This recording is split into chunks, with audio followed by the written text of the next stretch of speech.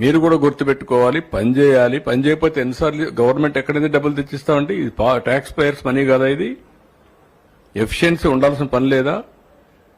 ఆంధ్రుల హక్కు, విశాఖ ఉక్కు. మనం పని చేయకుండా దాన్ని వైట్ ఎలిఫెంట్ మారి పెట్టుకుని కూర్చుంటారు ఇంట్లో. పని చేయించాలి, మనం కూడా పని చేయాలి, కష్టపడక్కర్లేదు. దాన్ని సిస్టమేటిక్గా రన్ చేసి ప్రొఫెషనల్గా రన్ చేస్తే అది వైబుల్ అవుతుంది ఆటోమేటిక్గా. కాబట్టి నువ్వు కూడా ఎంతో పైన ఏమి అన్సెటిల్మెంట్ ఉందంట్లో? ఎవరు చెప్పారయ్యా నీకు? ఎవడు చెప్పాడు? బుద్ధి ఉండాలి. ఏం తీసుకోవాలి? ఏం తీసుకుంటారు? 12,000 కోట్లు ఇస్తే ఏం తీసుకుంటారు? నీకు వచ్చి మీ ఇంటికి వచ్చి చెప్పాలా? నేను ప్రైవేటైజ్ చేయనని ఎన్ని గంటలు చెప్పాలి? తమాషాగా ఉంది మీకు.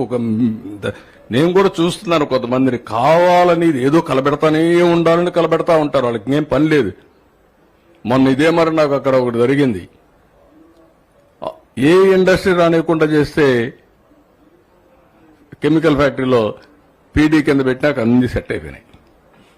ఎత్తిపోయి లోపలేస్తే ఇంక డిస్టర్బెన్సీ లేదు, అన్ని ఇండస్ట్రీస్ బాగున్నాయి, రాష్ట్రం కూడా బాగుంది. బిఏఎఫ్ఆర్ లిస్టులో ఉన్న కంపెనీని లిఫ్ట్ చేసి 12,000 కోట్ల రూపాయలు ఇన్ఫ్యూజ్ చేశారు. 12,000 కోట్ల రూపాయలు ఇన్ఫ్యూజ్ చేసి రాష్ట్ర ప్రభుత్వానికి ఏమైంది?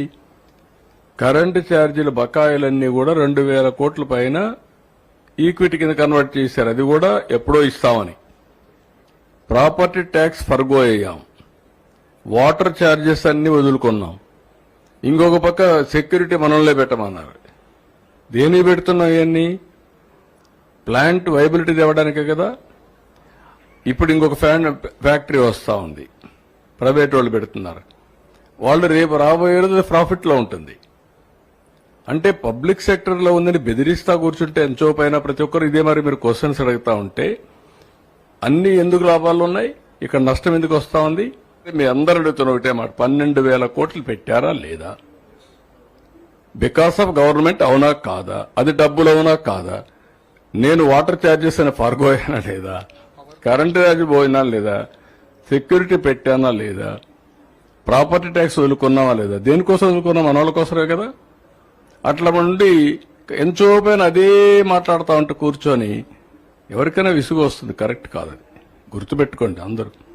ఎట్టి పరిస్థితులు చేయరు, కానీ ఆ ఇండస్ట్రీ రన్ చేసేది మాత్రం ప్రొఫెషనల్ గా చేయాలి. నేను కూడా 3 నెలలకు ఒకసారి రిపోర్ట్ తెప్పించుకుంటున్నా. ఎట్టి పరిస్థితుల్లో లాస్లో రన్ కావడానికి వీలు లేదు.